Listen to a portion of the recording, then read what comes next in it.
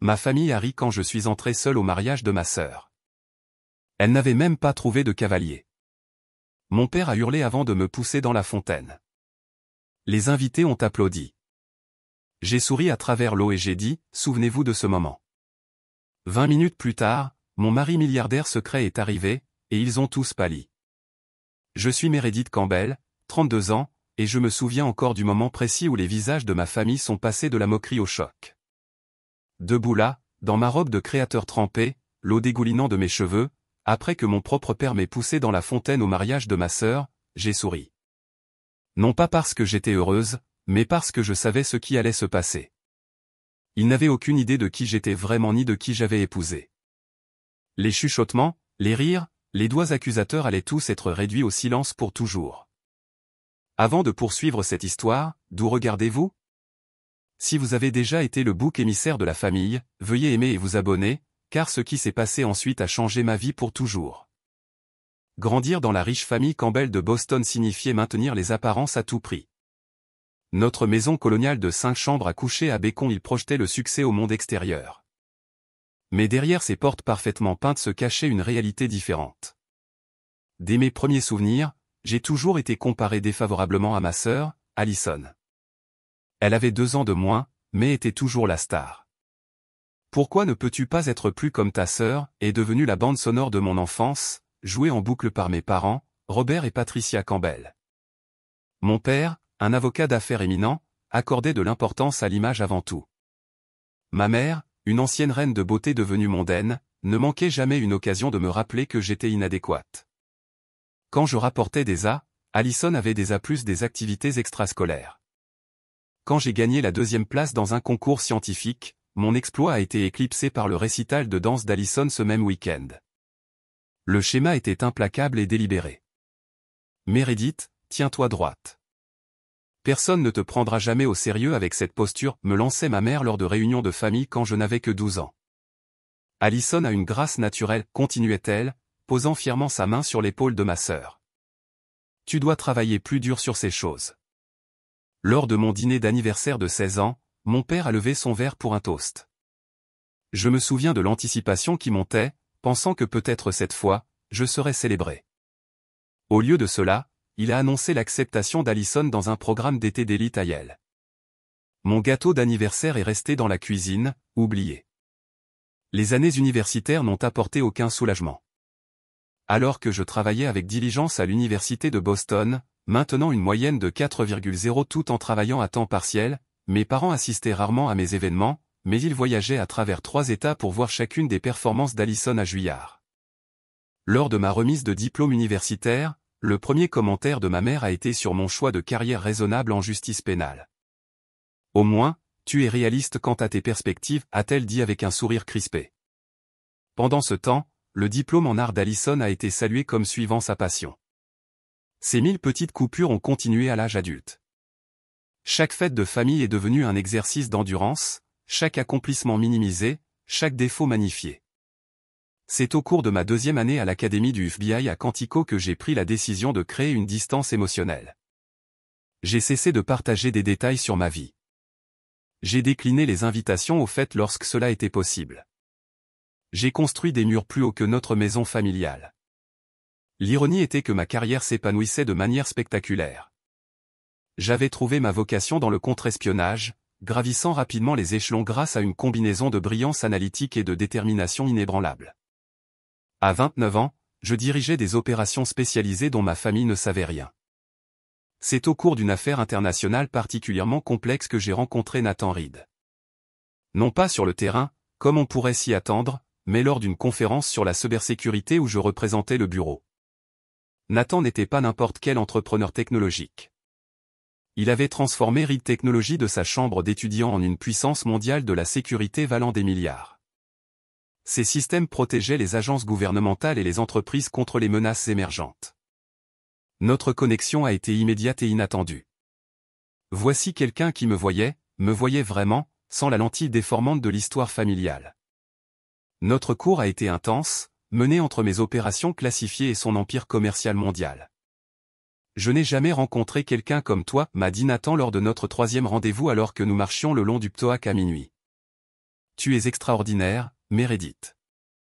J'espère que tu le sais. » Ces mots, simples mais sincères, étaient plus de validation que je n'en avais reçu en des décennies de vie de famille. Nous nous sommes mariés 18 mois plus tard lors d'une cérémonie privée avec seulement 2 témoins, mon collègue le plus proche, Marcus, et la sœur de Nathan, Elisa. Notre décision de garder notre mariage privé n'était pas seulement une question de sécurité, bien que ces préoccupations soient légitimes compte tenu de nos positions. C'était aussi mon choix de garder cette partie précieuse de ma vie intacte, loin de la toxicité de ma famille. Pendant 3 ans, nous avons construit notre vie ensemble tout en maintenant des identités publiques distinctes. Nathan voyageait beaucoup pour affaires, et mon poste au FBI devenait de plus en plus élevé, jusqu'à ma nomination en tant que plus jeune directrice adjointe des opérations de contre-espionnage. Ce qui m'amène au mariage de ma sœur. L'invitation est arrivée il y a 6 mois, gaufrée en or et dégoulinant de présomption. Allison allait épouser Bradford Wellington IV, héritier d'une fortune bancaire. L'événement promettait d'être exactement le genre de démonstration excessive que mes parents adoraient. Nathan devait être à Tokyo pour conclure un important contrat de sécurité avec le gouvernement japonais. Je peux reprogrammer, a-t-il offert, voyant mon hésitation. Non, ai-je insisté. C'est trop important pour Realtek. Je serai bien pour un après-midi. J'essaierai de revenir pour la réception, a-t-il promis. Même si c'est juste pour la fin. Et ainsi, je me suis retrouvé à conduire seul jusqu'à l'hôtel Fairmont Copley Plaza, mon estomac se nouant à chaque kilomètre. Je n'avais pas vu la plupart de ma famille depuis près de 2 ans. Ma berline noire élégante Audi, l'un des rares luxes que je m'autorisais, s'est arrêtée au voiturier. J'ai vérifié mon reflet une dernière fois, robe sophistiquée vert émeraude, clous de diamants discrets, un cadeau de Nathan, et cheveux dans un chignon classique. J'avais l'air d'une femme qui avait réussi, confiante, intouchable. Si seulement je me sentais ainsi à l'intérieur. La grande salle de bal du Fairmont avait été transformée en un pays des merveilles florales pour le jour spécial d'Allison. Des orchidées blanches et des roses cascadaient des lustres en cristal, et la lumière de l'après-midi filtrait à travers des draperies vaporeuses.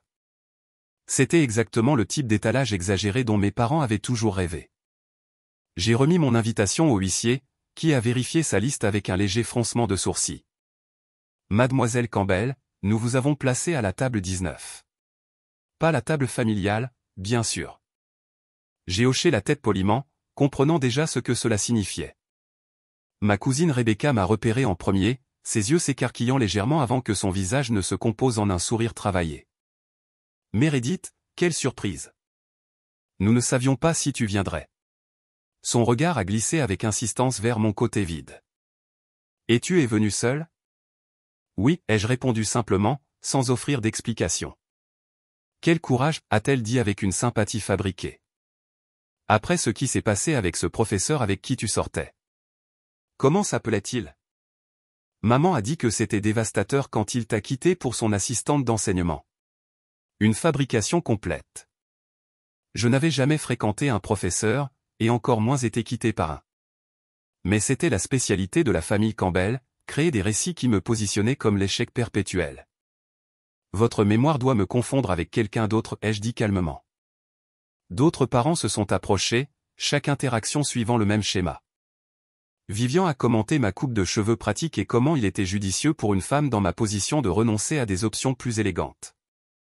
L'oncle Harold a demandé à haute voix si je poussais toujours du papier pour le gouvernement et si j'avais envisagé un changement de carrière, car ces emplois ne paient jamais assez pour attirer un mari convenable. Ma cousine Tiffany, la demoiselle d'honneur d'Allison, s'est approchée avec des bisous aériens qui ont délibérément manqué mes joues.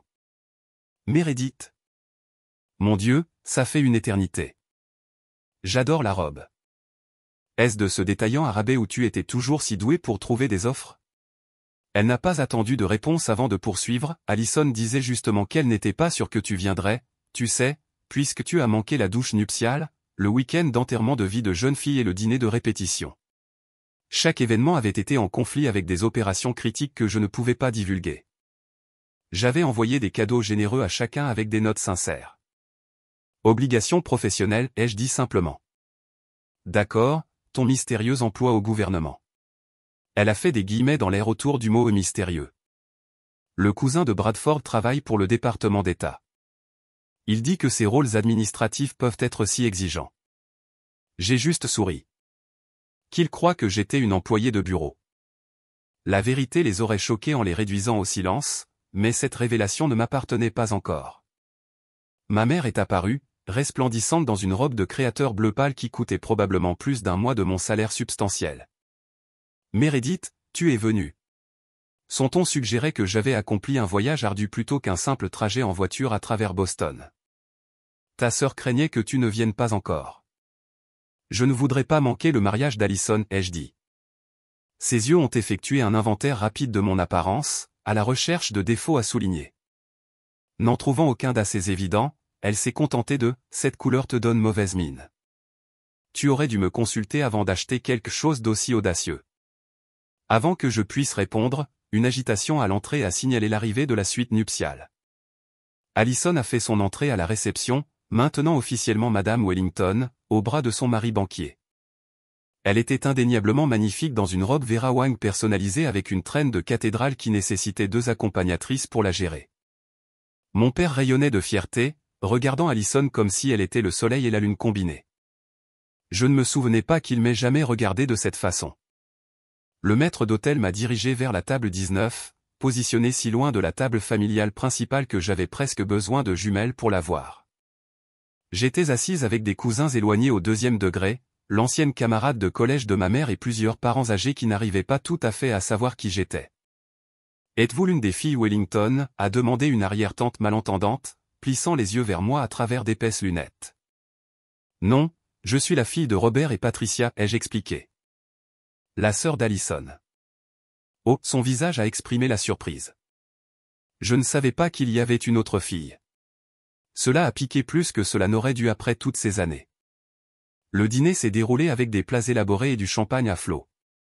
De mon point de vue éloigné, j'ai regardé ma famille tenir court à la table centrale, riant et célébrant sans un regard dans ma direction. Les photos de famille traditionnelles avaient été prises plus tôt sans moi. J'étais arrivé précisément à leur indiquer sur l'invitation seulement pour qu'on me dise par le photographe qu'ils avaient avancé l'horaire et avaient déjà terminé. Pendant le discours de la demoiselle d'honneur, Tiffany a parlé de manière émouvante de sa croissance avec Allison, qui était comme la sœur que je n'ai jamais eue, ignorant carrément mon existence. Le témoin a plaisanté sur le fait que Bradford rejoignait enfin la dynastie de la famille Campbell et sur le fait qu'il améliorait en épousant l'enfant prodige Campbell. J'ai gardé mon sang-froid à travers tout cela, sirotant de l'eau plutôt que du vin pour rester lucide. J'avais besoin de toute ma tête. Nathan avait envoyé un texto il y a 1 heure, atterrissage bientôt. Circulation depuis l'aéroport dense. État 45 minutes. Lorsque la danse a commencé, j'ai tenté de rejoindre un cercle de cousins seulement pour qu'ils se resserrent subtilement, me laissant à l'extérieur. Je me suis retiré dans un coin tranquille, vérifiant ma montre. Nathan serait bientôt là, encore un peu plus longtemps. Ma mère s'est approchée, une flûte de champagne à la main. Tu pourrais au moins essayer d'avoir l'air de t'amuser, a-t-elle sifflé. Ta bouderie perpétuelle devient un sujet de conversation. Je ne boude pas, mère. J'observe simplement. Eh bien, observe avec un sourire. Les Wellington sont des gens importants, et ta sœur a fait un mariage exceptionnel. Ne nous embarrasse pas. Comme si j'étais la source d'embarras dans ce scénario. Le moins que tu aurais pu faire était d'amener un cavalier, a-t-elle continué. Tout le monde demande pourquoi tu es ici seul. Encore une fois, je n'ai pas pris la peine d'expliquer que mon mari valait plus que toute la fortune de la famille Wellington réunie. Cette révélation viendrait assez tôt. La réception battait son plein lorsque mon père a tapé sur son verre en cristal pour attirer l'attention. La foule s'est calmée alors qu'il prenait le devant de la scène à côté de l'élaborée sculpture de glace de signes entrelacés. Aujourd'hui, a-t-il commencé, sa voix portant la projection pratiquée d'un avocat chevronné, est le jour le plus fier de ma vie. Ma belle Allison a fait un mariage qui dépasse même les plus grands espoirs d'un père. Un peu de rire reconnaissant a suivi. Bradford, a-t-il continué, se tournant vers mon nouveau beau-frère, tu gagnes non seulement une femme, mais aussi une entrée dans une famille bâtie sur l'excellence et la réussite. Il a levé son verre plus haut. À Allison, qui ne nous a jamais déçus. De ses premiers pas à sa diplomation de Juillard avec les plus grands honneurs à son travail de fondation caritative, elle n'a été qu'une source de fierté. Ma poitrine s'est serrée. Non pas parce que je m'attendais à être mentionné, je savais mieux, mais à cause de la comparaison implicite. Allison ne les avait jamais déçus. La conclusion tacite était évidente. Alors qu'il continuait à vanter les vertus d'Allison, je me suis tranquillement éclipsé vers les portes de la terrasse. J'avais besoin d'air, d'espace, d'un moment pour me regrouper avant l'arrivée de Nathan. Le soleil du soir se couchait sur la célèbre fontaine de la cour de l'hôtel, projetant une lumière dorée sur l'eau ondulante. J'avais presque atteint le sanctuaire de la terrasse lorsque la voix de mon père a résonné derrière moi. « Tu pars si tôt, Meredith ?» Je me suis retourné lentement. Il se tenait à 3 mètres de là, le microphone toujours à la main, toute la réception regardant dans notre direction. Ma mère et Allison le flanquaient, des expressions identiques de désapprobation sur leur visage parfait. « Je prends juste l'air, ai-je répondu, gardant ma voix stable. « Tu t'enfuis, plutôt, a-t-il dit, et le microphone a amplifié ces mots à toute la pièce. Meredith classique, disparaissant lorsque les obligations familiales deviennent gênantes. Une bouffée de chaleur a remonté mon cou. Ce n'est pas vrai, n'est-ce pas? Sa voix avait pris le ton d'interrogatoire dont je me souvenais de mon enfance. Tu as manqué la moitié des événements du mariage. Tu es arrivé seul, sans même la courtoisie d'amener un accompagnateur. La pièce était devenue complètement silencieuse. Je suis désolé si ma présence seule vous a offensé, ai-je dit prudemment. Elle n'a même pas pu trouver de cavalier, a annoncé mon père à la pièce, et des rires nerveux épars ont suivi. 32 ans et aucune perspective en vue. Pendant ce temps, ta sœur a assuré l'un des célibataires les plus en vue de Boston. Les rires sont devenus plus forts, encouragés par son sens du spectacle. Papa, ai-je dit doucement, ce n'est ni le moment ni l'endroit. C'est exactement le moment et l'endroit, a-t-il rétorqué, s'avançant vers moi. C'est une célébration du succès, de la réussite familiale, quelque chose dont tu ne saurais rien. Chaque mot était une pique calculée conçue pour pénétrer des années d'armure soigneusement construite. J'ai jeté un coup d'œil à ma mère et à ma sœur, à la recherche d'un signe d'intervention. Elles se contentaient de regarder, ma mère avec un sourire crispé, Allison avec une satisfaction à peine dissimulée. Tu penses que nous ne savons pas pourquoi tu es vraiment seul, pourquoi tu te caches derrière ce mystérieux emploi au gouvernement, a continué mon père. Tu as toujours été jalouse des réalisations de ta sœur. Toujours la déception, toujours l'échec. Il était à quelques centimètres de moi maintenant, le microphone abaissé mais sa voix portant toujours dans la pièce feutrée. Des décennies de ressentiment avaient transformé son visage en quelque chose de presque méconnaissable. Papa, arrête, s'il te plaît, ai-je murmuré, consciente de centaines de pères Dieu sur nous. Arrêter quoi? Dire la vérité? La vérité que tu n'as jamais été à la hauteur, que tu es une source d'embarras pour le nom Campbell? Sa voix s'est élevée à chaque question. Quelque chose à l'intérieur de moi s'est cassé. Pas vers la colère, mais vers un étrange calme, une clarté. Tu n'as aucune idée de qui je suis, ai-je dit doucement. Je sais exactement qui tu es, a-t-il grogné. Et puis c'est arrivé. Ses mains se sont connectées à mes épaules, une poussée énergique qui m'a complètement pris au dépourvu. J'ai trébuché en arrière, les bras tourbillonnants, mais il n'y avait rien à quoi s'accrocher. Pendant un moment suspendu, j'ai ressenti la pesanteur, puis le froid choquant alors que je plongeais en arrière dans la fontaine de la cour. L'eau m'a submergé. Mes cheveux soigneusement coiffés se sont effondrés. Ma robe de soie a flotté puis s'est accrochée, et mon maquillage a sûrement coulé en ruisseau sur mon visage. Le choc physique n'était rien comparé à la réalisation que mon propre père venait de m'humilier publiquement au mariage de ma sœur. La réaction de la foule est venue par vagues. D'abord des halètements choqués, puis des rires incertains, finissant par éclater en rires bruyants et même des applaudissements épars. Quelqu'un a sifflé. Une autre voix a crié « Concours de t-shirt mouillé après le lancer de la jarretière ». Plus de rires, plus d'applaudissements. Je me suis redressé, l'eau coulant de ma robe ruinée. Mes talons ont glissé sur le fond glissant de la fontaine alors que je retrouvais mon équilibre. À travers des mèches de cheveux dégoulinantes, j'ai vu l'expression triomphante de mon père, la main de ma mère couvrant un sourire, le plaisir non dissimulé de ma sœur. Le photographe a pris photo après photo, capturant mon humiliation pour la postérité. Cela serait dans l'album de mariage, transmis lors de futures réunions de famille. Un autre chapitre du récit le Meredith l'échec. Mais quelque chose d'inattendu s'est produit dans cette fontaine. Alors que l'eau froide a choqué mon système, il en a été de même pour une réalisation. J'en avais fini. Fini de chercher l'approbation. Fini d'accepter les mauvais traitements. Fini de cacher qui j'étais vraiment. Je me suis tenu complètement droite dans la fontaine, l'eau dégoulinant de ma robe de créateur. J'ai repoussé mes cheveux trempés et j'ai regardé directement mon père. Souvenez-vous de ce moment, ai-je dit, ma voix portant à travers la cour soudainement silencieuse. Pas en criant, pas avec émotion, juste claire et précise. Le sourire s'est figé sur le visage de mon père. Quelque chose dans mon ton a dû s'enregistrer, car l'incertitude a clignoté dans ses yeux. Souvenez-vous exactement de la façon dont vous m'avez traité, ai-je continué, avançant prudemment vers le bord de la fontaine. Souvenez-vous des choix que vous avez faits. Souvenez-vous de ce que vous avez fait à votre fille, parce que je vous promets que je le ferai. Je suis sorti de la fontaine avec autant de dignité que ma condition trempée le permettait. Un silence stupéfait avait remplacé les rires. Même mon père semblait momentanément à court de mots.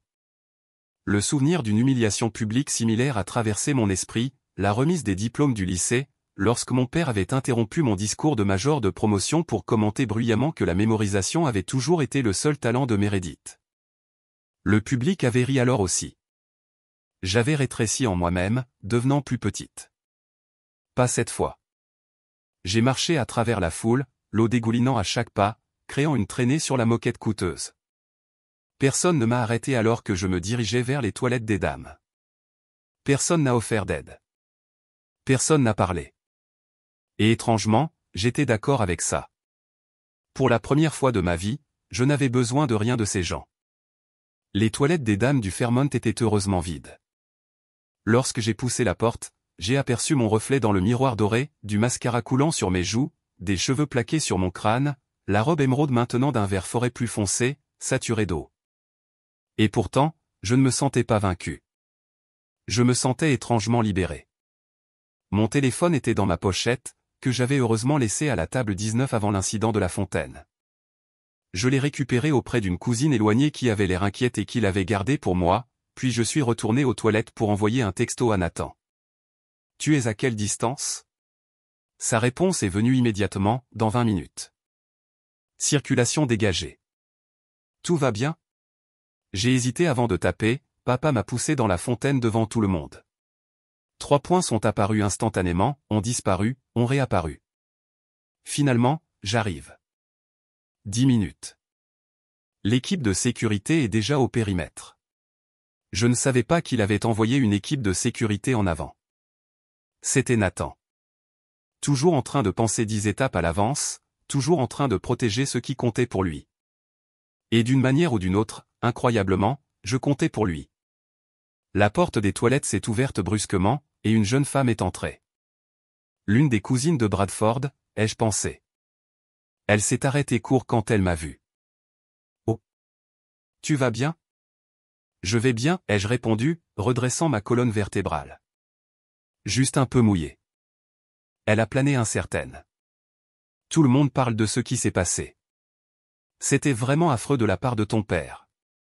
Sa gentillesse inattendue a presque brisé mon sang-froid. Merci d'avoir dit ça. J'ai une robe de rechange dans ma voiture, a-t-elle offert. Elle est peut-être un peu grande, mais...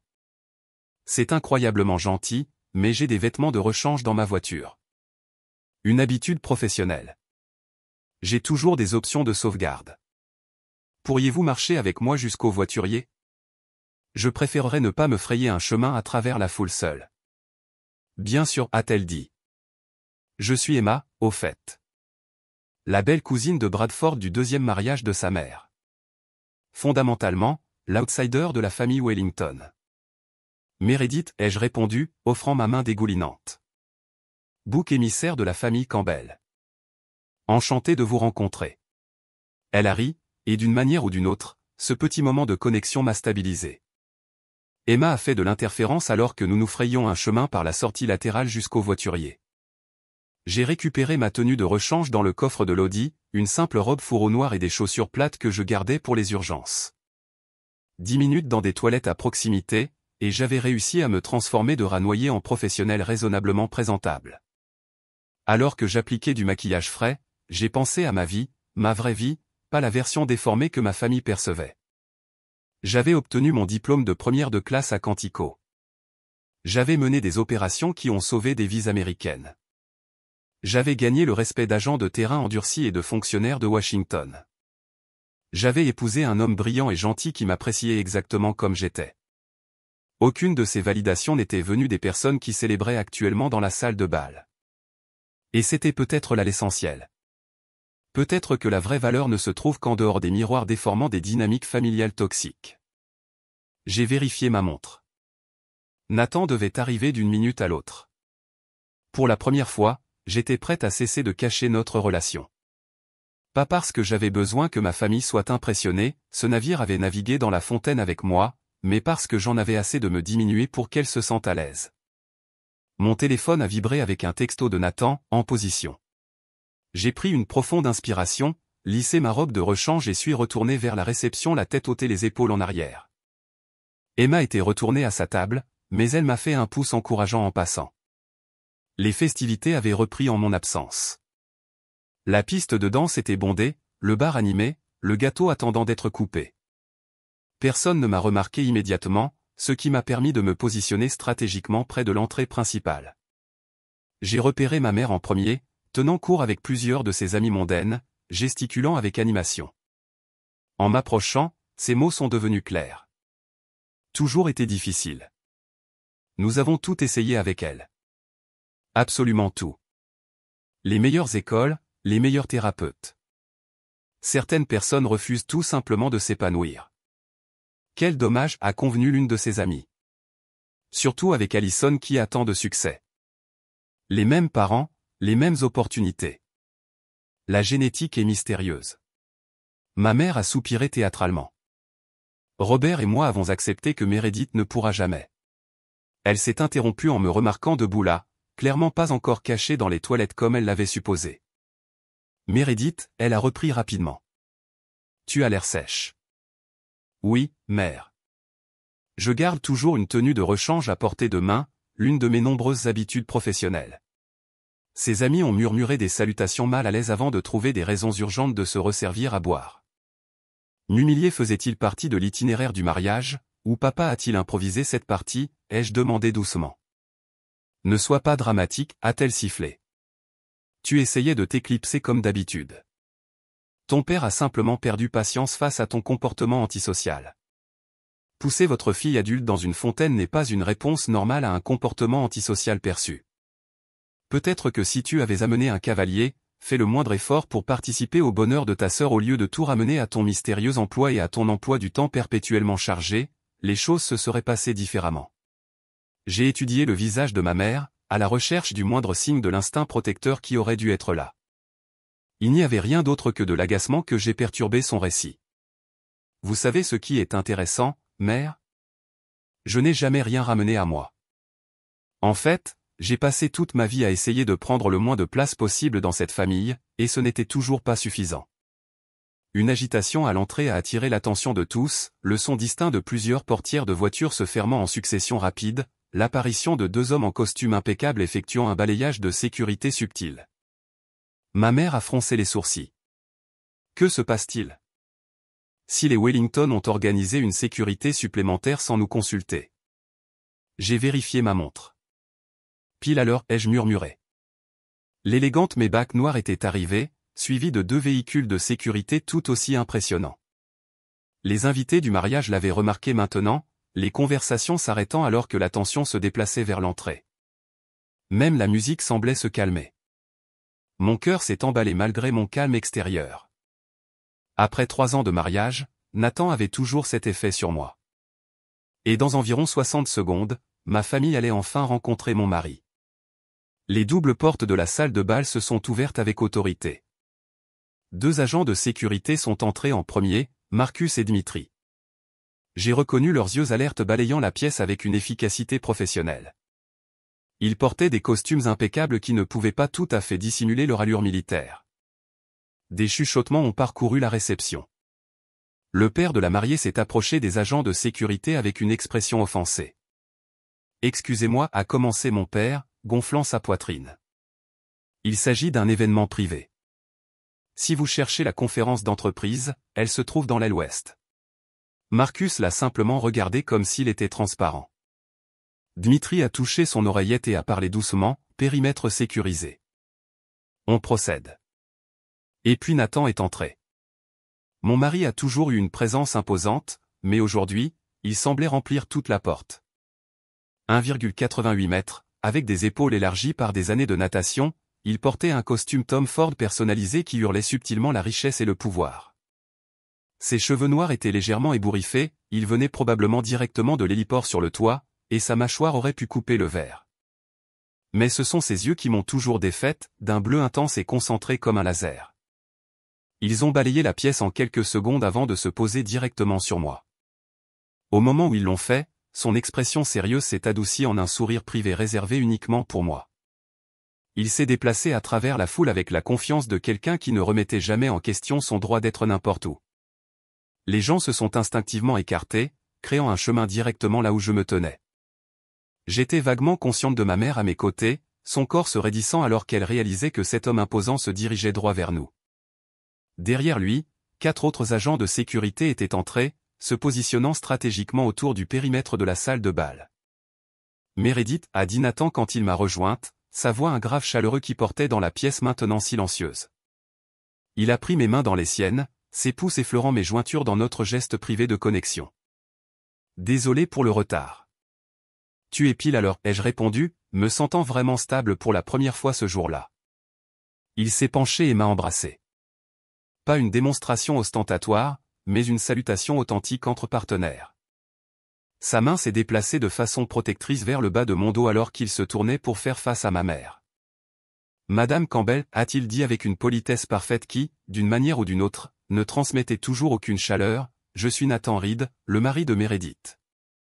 Le visage de ma mère a traversé une série spectaculaire d'expressions, confusion, incrédulité, calcul et enfin une tentative forcée de joie. Marie, a-t-elle répété, sa voix anormalement aiguë.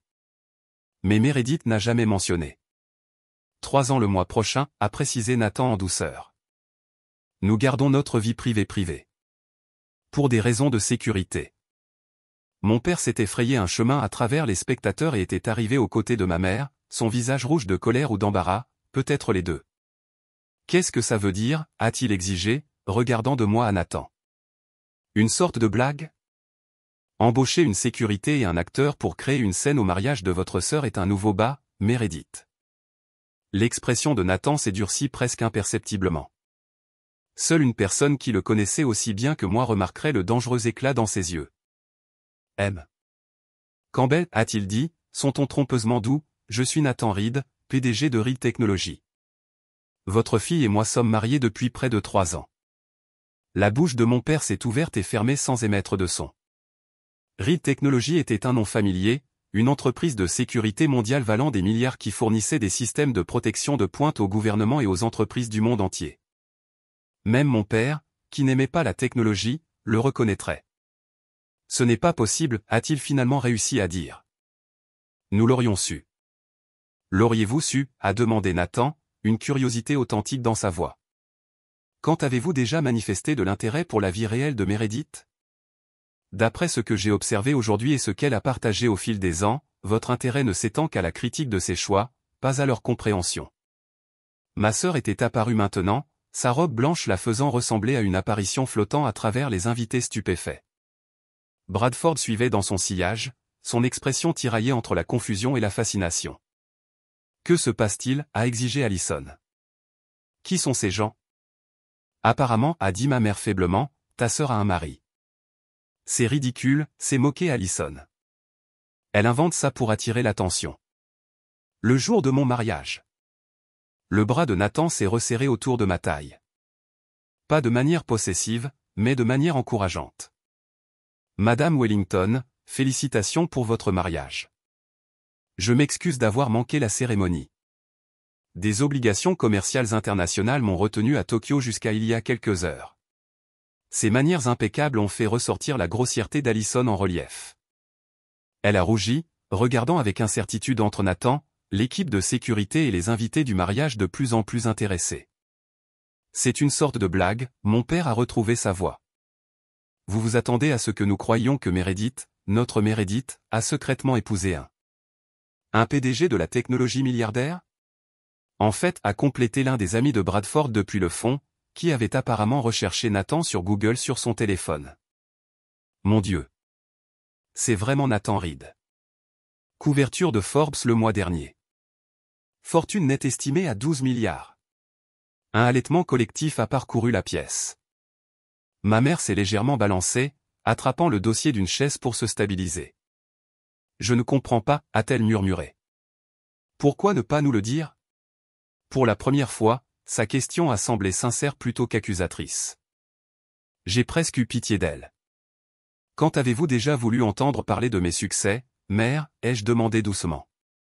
Quand avez-vous jamais célébré quoi que ce soit me concernant? Elle n'a pas eu de réponse. Quant à moi, a continué Nathan en douceur, j'attendais avec impatience de rencontrer la famille que Meredith a décrite si vivement. Bien que j'avoue, après avoir été témoin de votre comportement aujourd'hui, je me trouve plutôt. Il s'est arrêté, choisissant soigneusement son mot, point déçu. Le visage de mon père s'est assombri. Maintenant, écoutez ici, jeune homme. Non, M. Campbell a interrompu Nathan, sa voix soudainement dure comme l'acier. Écoutez. J'ai regardé depuis la terrasse alors que vous humiliez publiquement votre fille. Je vous ai vu la pousser dans cette fontaine. J'ai entendu les choses que vous lui avez dites. Le sang a quitté le visage de mon père. Dans des circonstances normales, a poursuivi Nathan, une telle agression aurait des conséquences immédiates. Mon équipe de sécurité était prête à intervenir, mais Meredith leur a fait signe de se retirer. C'est le genre de personne qu'est votre fille. Même après votre comportement méprisable, elle ne voulait pas créer une scène au mariage de sa sœur. La pièce était devenue complètement silencieuse. Même les serveurs étaient restés figés sur place. Heureusement pour vous, a conclu Nathan, ma femme est une meilleure personne que moi, car si quelqu'un la traitait à nouveau de cette façon, ma réponse ne serait pas aussi mesurée. La menace, bien que prononcée sur le ton le plus civilisé possible, planait dans l'air comme des nuages orageux. À ce moment précis, comme chorégraphié pour un effet dramatique maximal, les portes de la salle de bal se sont ouvertes une fois de plus. 2 personnes en tenue de travail impeccable sont entrées, leur posture m'alertant immédiatement sur leur identité avant même que je ne voie leur visage. Marcus et Sophia, les membres les plus fiables de mon équipe du bureau. Ils se sont approchés à grands pas résolus, s'arrêtant à une distance respectueuse de l'endroit où Nathan et moi nous tenions avec ma famille. Directrice Campbell, a dit formellement Sophia, utilisant mon titre officiel, je m'excuse pour l'interruption, mais il y a une situation qui nécessite votre attention immédiate. Le titre a plané dans l'air pendant un battement avant que les chuchotements ne commencent. Directrice? A-t-elle dit directrice Campbell? Quel département? La confusion de mon père était presque comique. Directrice de quoi? Un bureau gouvernemental mineur. Le sourire de Nathan était tranchant comme un rasoir. Votre fille est la plus jeune directrice adjointe des opérations de contre-espionnage de l'histoire du FBI, M. Campbell. Son travail a sauvé d'innombrables vies américaines et lui a valu l'habilitation de sécurité la plus élevée possible. Plus de halètements, plus de chuchotements. Ma mère avait l'air sur le point de s'évanouir. Allison s'est avancée, son éclat nuptial diminué par la confusion et l'horreur naissante. C'est impossible. Meredith est. Meredith est juste. Juste quoi? Juste quoi, Allison, ai-je demandé doucement. Juste votre sœur aînée décevante? Juste le bouc émissaire de la famille? Juste l'échec perpétuel? Elle n'a pas eu de réponse. La Meredith Campbell que je connais, a dit Nathan, sa voix portant facilement dans la pièce silencieuse, est brillante, courageuse et formidable. Elle a le respect d'agents de terrain endurcis et de fonctionnaires du gouvernement. Elle prend quotidiennement des décisions qui affectent la sécurité nationale. Il s'est tourné pour regarder directement mon père, et pour une raison inexplicable, elle se souciait toujours suffisamment de votre approbation pour assister à ce mariage, tout en sachant exactement comment vous la traiteriez.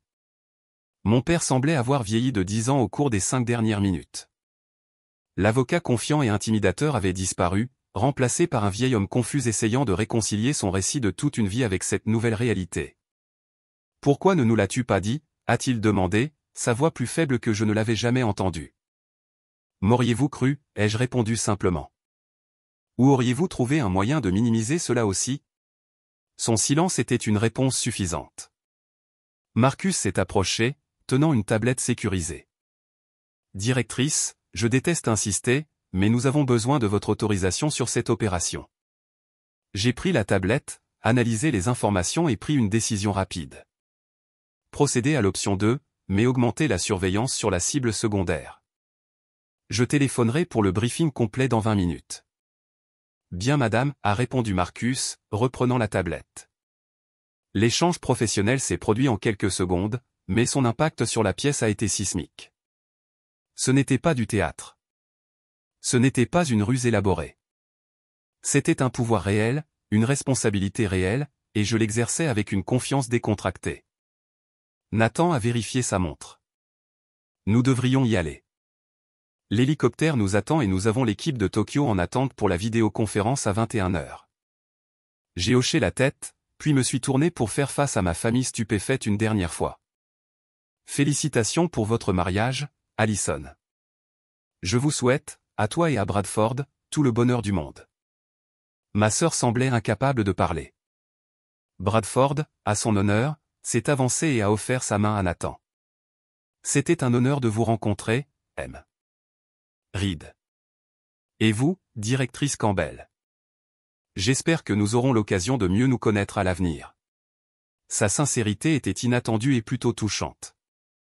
J'ai serré sa main chaleureusement. J'aimerais ça, Bradford. Mes parents sont restés figés. Des décennies de leur récit soigneusement construit gisant en ruine autour d'eux. M. Et Madame Campbell, a dit Nathan avec une courtoisie parfaite, merci pour l'invitation. Je m'excuse à nouveau d'avoir manqué la cérémonie. Mon père a finalement trouvé sa voie. Meredith, attends. Nous devons en parler. Nous sommes tes parents. Nous avons toujours voulu ce qu'il y a de mieux pour toi. Nous avons toujours été fiers de toi. La tentative flagrante de réécrire l'histoire aurait pu fonctionner dans le passé. Pas aujourd'hui. Non, papa, ai-je dit doucement. Vous ne l'avez pas fait. Mais ce n'est pas grave. Je n'ai plus besoin que vous soyez fiers de moi.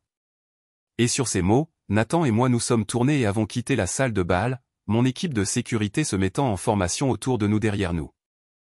Les chuchotements avaient éclaté en exclamations à pleine voix. La famille Campbell ne serait plus jamais la même, et moi non plus. L'élégant hélicoptère noir attendait sur l'héliport sur le toit du Fairmont, ses pales commençant déjà leur rotation paresseuse. En approchant, flanqué de sécurité, j'ai ressenti une étrange légèreté.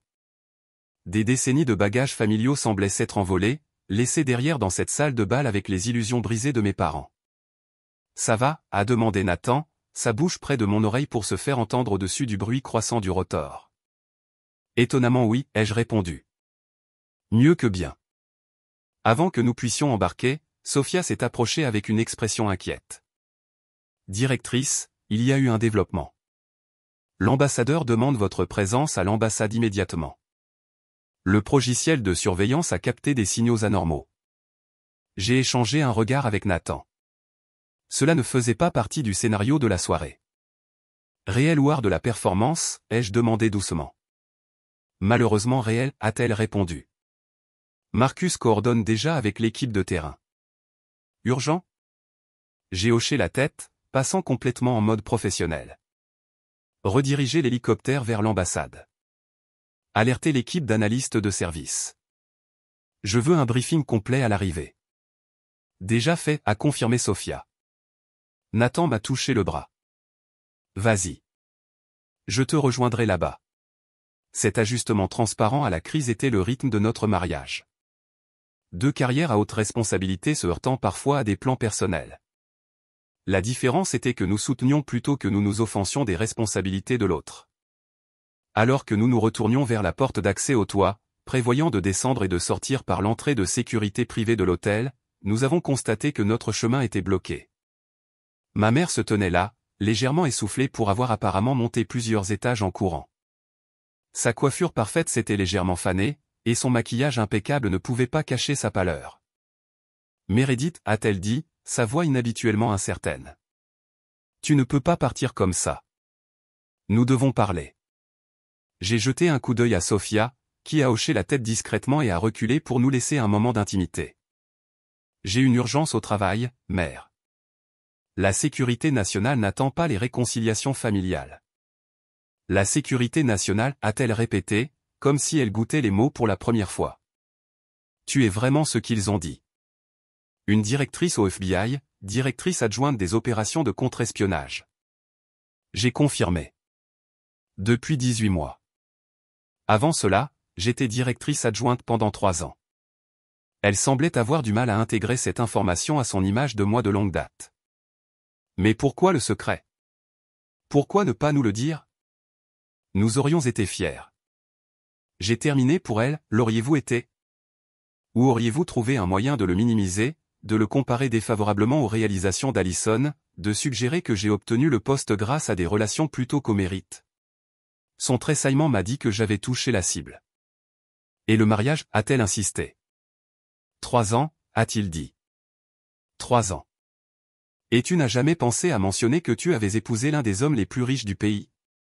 J'ai remarqué son insistance sur la richesse de Nathan plutôt que sur l'une de ses autres qualités remarquables. Même maintenant, le statut était sa principale préoccupation. Notre mariage est privé pour de multiples raisons, ai-je expliqué patiemment. La position de Nathan fait de lui une cible potentielle. Ma position implique un travail classifié, et franchement, je voulais quelque chose dans ma vie qui ne soit pas soumis à la critique de la famille Campbell. Le pilote de l'hélicoptère a signalé que nous devions partir. Le temps était compté. Je dois y aller, ai-je dit. Il y a une situation de sécurité nationale légitime qui se développe. Reviendras-tu, a-t-elle demandé. Et pour la première fois de ma vie d'adulte, j'ai entendu une véritable incertitude dans sa voix. Pour parler, pour nous laisser apprendre à te connaître. La question m'a surprise. J'ai étudié son visage, à la recherche de la mère manipulatrice que j'avais connue toute ma vie. Au lieu de cela, j'ai vu de la confusion, de la douleur et peut-être une prise de conscience naissante de tout ce qu'elle avait manqué.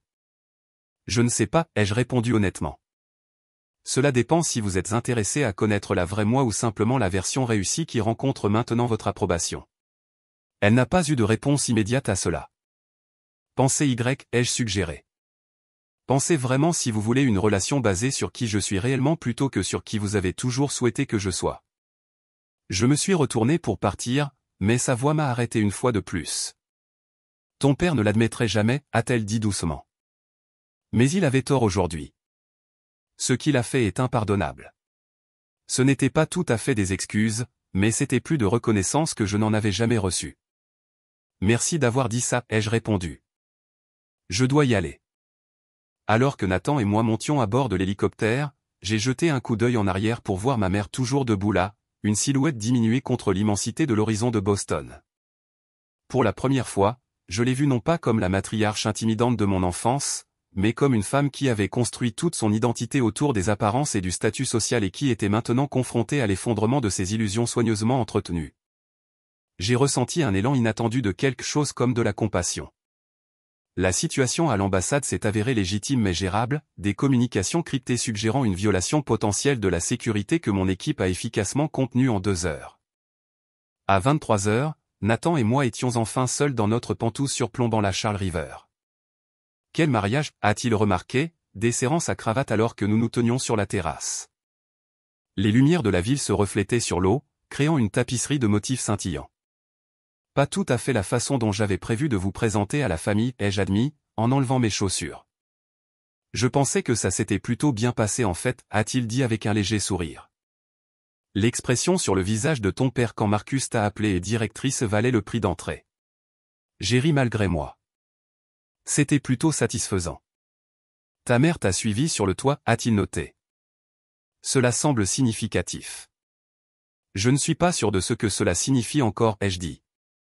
Honnêtement, 32 ans de schéma ne changent pas en un après-midi. Non, a-t-il convenu. Mais les révélations peuvent parfois créer des ouvertures pour le changement. Il m'a doucement attiré dans ses bras. Quoi que tu décides au sujet de ta famille, je suis avec toi. Si tu veux explorer la réconciliation, je soutiendrai cela. Si tu veux maintenir la distance, je soutiendrai cela aussi. C'était ce que ressentait le véritable amour. Pas l'approbation conditionnelle que j'avais recherchée auprès de ma famille pendant des décennies, mais un soutien inconditionnel quels que soient mes choix. As-tu vu le visage de Bradford quand il a réalisé qui tu étais, ai-je demandé, changeant de sujet. Je pense qu'il calculait mentalement comment te faire investir dans son fonds spéculatif. Nathan a ri. Il semblait être le seul décent dans le lot. A reconnu ton titre immédiatement et a montré le respect approprié. Je l'ai remarqué aussi, ai-je admis. Peut-être qu'Alison a fait un meilleur choix que je ne lui en ai attribué. Mon téléphone a vibré avec un texto entrant. Je m'attendais à ce qu'il soit lié au travail, mais j'ai vu le nom de ma cousine Emma. OMG, la famille est en pleine débâcle après ton départ. Ton père n'arrête pas de dire qu'il doit y avoir une erreur. Ta mère est étrangement silencieuse. Alison s'est enfermée dans la suite nuptiale. De plus, j'ai recherché ton mari sur Google et mon Dieu. De plus, je suis désolé qu'il t'ait traité comme des ordures toutes ces années. Dévers un de ces jours? Signé, ta nouvelle cousine préférée. J'ai montré le message à Nathan, qui a haussé un sourcil. Nouvelle cousine préférée. Elle a été gentille avec moi après l'incident de la fontaine, ai-je expliqué. Avant ton arrivée, elle m'a offert une robe de rechange. Elle m'a aidé à éviter la foule. De petites gentillesses, mais cela s'est démarqué. Parfois, les alliés viennent d'endroits inattendus, a-t-il observé. Au cours de l'heure suivante, mon téléphone s'est allumé avec des messages de membres de la famille qui ne s'étaient jamais donné la peine de m'appeler auparavant, des cousins éloignés et qui se souvenaient soudainement de mon anniversaire. Des cousins au second degré se sont enquis de déjeuner. Mon père a envoyé un texto formel et rigide déclarant que nous devrions discuter des développements récents à votre meilleure convenance. J'ai mis le téléphone en silencieux et je l'ai mis de côté. Ces réponses pouvaient attendre. Il ne me contacte pas, ai-je dit à Nathan alors que nous nous préparions pour aller au lit. Il contacte la directrice Campbell, la femme du milliardaire Nathan Reed, pas la personne que je suis réellement. Cela te surprend, a-t-il demandé doucement. Non, ai-je admis, mais cela clarifie les choses. Alors que je dérivais vers le sommeil dans la sécurité de notre maison, j'ai réalisé que les événements de la journée ne m'avaient pas donné de famille. J'en avais une depuis le début, Nathan, mon équipe de confiance au bureau, des amis qui m'appréciaient pour moi-même, la famille que j'avais choisie plutôt que celle dans laquelle j'étais né. Et cela, je le découvrais, faisait toute la différence. 3 semaines après le mariage de ma sœur, Nathan et moi étions assis dans notre coin préféré du Thinking Cup Café sur Newbury Street. Malgré notre fortune nette et notre statut combiné, nous apprécions ces petits moments de normalité, du bon café, une conversation tranquille et l'observation des gens dans un endroit où nous n'étions pas immédiatement reconnus. Ta mère a appelé à nouveau hier, a mentionné Nathan, remuant son americano. C'est la 3e fois cette semaine. J'ai hoché la tête, regardant les piétons passer devant la fenêtre. L'automne de Boston avait peint les arbres le long de Commonwealth Avenue dans des rouges et des ors brillants. Elle a laissé un autre message vocal. Elle nous a invités au dîner de dimanche. Envisages-tu d'y aller? Son ton était neutre, n'offrant ni encouragement ni découragement. Je ne suis pas sûr, ai-je admis. Une partie de moi pense que ce n'est qu'un contrôle des dommages. L'image de la famille Campbell a pris un sacré coup lorsque la nouvelle s'est répandue sur ce qui s'était passé au mariage. L'histoire avait en effet circulé rapidement dans les cercles sociaux supérieurs de Boston. Les associés du cabinet d'avocats de mon père avaient exprimé des inquiétudes quant à son jugement. Ma mère avait été discrètement retirée du poste de présidente de son conseil d'administration de bienfaisance bien-aimée. Apparemment, humilier publiquement votre fille directrice du FBI et aliéner votre gendre milliardaire était mauvais pour les affaires et le statut social. Et l'autre partie, a demandé Nathan. J'ai soupiré, traçant le bord de ma tasse. L'autre partie se demande si cela pourrait être le premier intérêt sincère qu'ils aient jamais montré à me connaître. La vraie moi, pas leur projection. Les semaines qui ont suivi le mariage ont apporté une avalanche de communications familiales, des courriels, des textos, des appels, même des lettres manuscrites. Ceux de mon père alternaient entre des justifications défensives et des tentatives maladroites de réconciliation.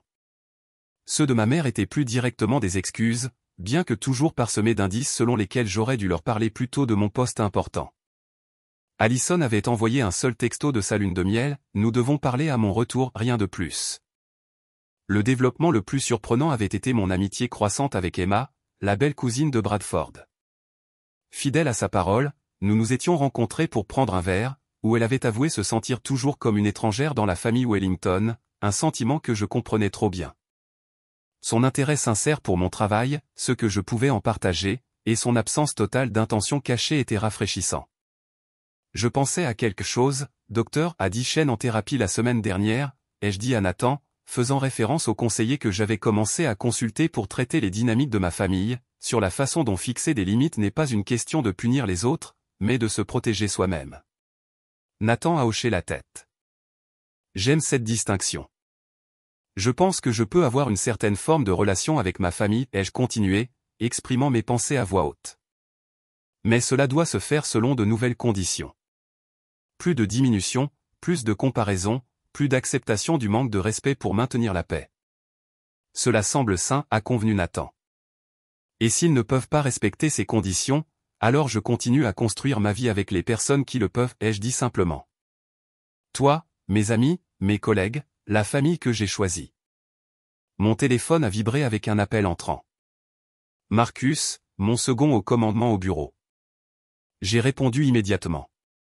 Nous avons du mouvement sur l'affaire Richardson, a-t-il dit sans préambule. La surveillance a capté une réunion à l'endroit spécifié. L'équipe est en position. Je serai là dans 20 minutes, ai-je répondu, rassemblant déjà mes affaires. Nathan faisait de même, habitué à nos interruptions. Besoin d'un trajet, a-t-il demandé alors que nous sortions sur le trottoir animé. Ma réunion au MIT n'est que dans 1 heure. Merci, mais j'ai la voiture du bureau aujourd'hui. J'ai fait un signe de tête vers le VUS noir garé discrètement en bas du pâté de maison où mon équipe de sécurité attendait. Il m'a embrassé au revoir, et nous sommes partis dans des directions opposées, lui vers son empire technologique innovant, moi vers le travail délicat de protection de la sécurité nationale, chacun soutenant la mission de l'autre sans ressentiment ni compétition. Ce soir-là, après une opération réussie qui a entraîné la capture d'une cible de contre-espionnage importante, j'ai pris une décision. J'ai appelé ma mère. Dîner de dimanche, ai-je dit quand elle a répondu. Nathan et moi viendrons. Mais nous devons établir quelques règles de base en premier. Son accord immédiat était révélateur. L'ancienne Patricia Campbell se serait hérissée des conditions. Cette nouvelle version, humiliée par les révélations et les conséquences, était au moins disposée à écouter. Le dîner lui-même était prévisiblement maladroit. Mon père oscillait entre une attitude défensive et des tentatives de montrer de l'intérêt pour ma carrière. Ma mère en faisait trop, expliquant nerveusement la provenance de chaque plat comme si elle accueillait des dignitaires étrangers. Allison et Bradford sont arrivés en retard, leur dynamique intéressante à observer. Ils semblaient sincèrement heureux de voir Nathan et moi, tandis qu'elle maintenait une distance prudente, digérant toujours son déplacement des projecteurs de la famille. Mais il y a eu des moments, de brefs moments hésitants, de quelque chose comme une véritable connexion. Mon père a posé des questions réfléchies sur une initiative de cybersécurité récente que l'entreprise de Nathan avait mise en œuvre pour les agences gouvernementales. Ma mère a sorti une boîte de mes réalisations d'enfance qu'elle avait apparemment gardées toutes ces années, des trophées de débat, des prix académiques, des médailles de compétition scientifique, des preuves qu'elle avait peut-être remarquées plus qu'elle ne l'avait reconnues. Le plus surprenant a été la demande d'Allison de parler en privé après le dîner. Dans le jardin où nous avions joué enfant, ma sœur luttait visiblement avec des mots qui ne lui venaient pas facilement. Je ne savais pas, a-t-elle dit finalement, pour ton travail, ton mari, ta vie. Tu n'as jamais demandé, ai-je souligné, pas méchamment. Je sais. Elle a tordu nerveusement son alliance. Je pense que j'aimais être la préférée. C'était plus facile de ne pas le remettre en question. Son honnêteté était inattendue. Bradford dit que je dois examiner pourquoi je me suis senti menacé par ton succès. Même avant que je ne sache tout ça, elle a fait un geste vague, englobant ma carrière, mon mariage et mon statut. Il pense que nous pourrions toutes les deux bénéficier d'une thérapie familiale. J'ai étudié ma sœur, je l'ai vraiment regardée, peut-être pour la première fois depuis des années. Derrière l'extérieur parfait, j'ai aperçu de l'incertitude, voire de l'insécurité. Le rôle d'enfant prodige comportait ses propres fardeaux, ses propres attentes impossibles. J'envisagerais cela, ai-je dit prudemment, pas immédiatement, mais éventuellement. Ce n'était pas tout à fait le pardon, mais c'était une ouverture. Une petite fissure dans les murs de la forteresse que j'avais construite autour de mon cœur en ce qui concerne la famille. Les mois qui ont suivi ont apporté des progrès lents et imparfaits. Les dîners familiaux hebdomadaires sont progressivement devenus moins tendus. Mes parents ont appris à respecter les limites que j'avais établies. Mon père a suivi une thérapie de gestion de la colère, à contre-cœur au début, puis avec une conscience de soi croissante. Ma mère et moi avons commencé des sorties mère-fille hésitantes qui se sont parfois terminées par de la tension, parfois par des rires sincères. La guérison n'était pas linéaire. Il y a eu des revers, des moments où d'anciens schémas se sont réaffirmés, où le tempérament de mon père s'est enflammé ou où la critique de ma mère a fait surface. Mais il y avait aussi une responsabilité qui n'avait jamais existé auparavant. Une volonté de reconnaître le tort et de tenter de réparer. Le changement le plus profond, cependant, n'était pas dans ma famille mais en moi. Je ne mesurais plus ma valeur par leur approbation. Je ne diminuais plus mes réalisations pour que les autres se sentent à l'aise. Je n'acceptais plus le manque de respect comme le prix de l'appartenance. 1 an après le mariage infâme, Nathan et moi avons organisé un rassemblement chez nous. Pas seulement la famille immédiate, mais les personnes qui avaient formé mon système de soutien au fil des ans, mes collègues du FBI, la sœur de Nathan et sa famille, des amis qui m'avaient soutenu, Emma et son nouveau petit ami, même quelques membres de la famille éloignée qui avaient tendu la main avec un intérêt et une connexion véritable. En regardant ce groupe diversifié, cette famille choisie entrecoupée de relations biologiques, j'ai réalisé quelque chose de profond. La famille ne se résume pas à un ADN partagé. Il s'agit de qui se présente, de qui vous voit clairement et vous aime quand même, de qui célèbre vos succès sans jalousie et vous soutient dans les échecs sans jugement. Parfois, ces personnes partagent votre lignée. Souvent, ils ne le font pas. La magie se produit lorsque vous arrêtez de forcer les connexions là où elles n'existent pas naturellement et que vous nourrissez plutôt celles qui apportent joie et croissance mutuelle. Debout dans notre cuisine, me préparant à apporter le dessert, j'ai senti les bras de Nathan m'enlacer par derrière. « Heureuse ?» a-t-il demandé simplement. Je me suis penché dans ses bras, regardant à travers la porte mon père engager une conversation animée avec Marcus sur les techniques de pêche pendant que ma mère montrait des photos à Emma sur son téléphone.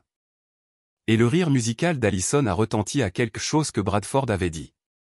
Pas parfait, toujours compliqué, mais réel d'une manière qu'il n'avait jamais été auparavant. Oui, ai-je répondu honnêtement.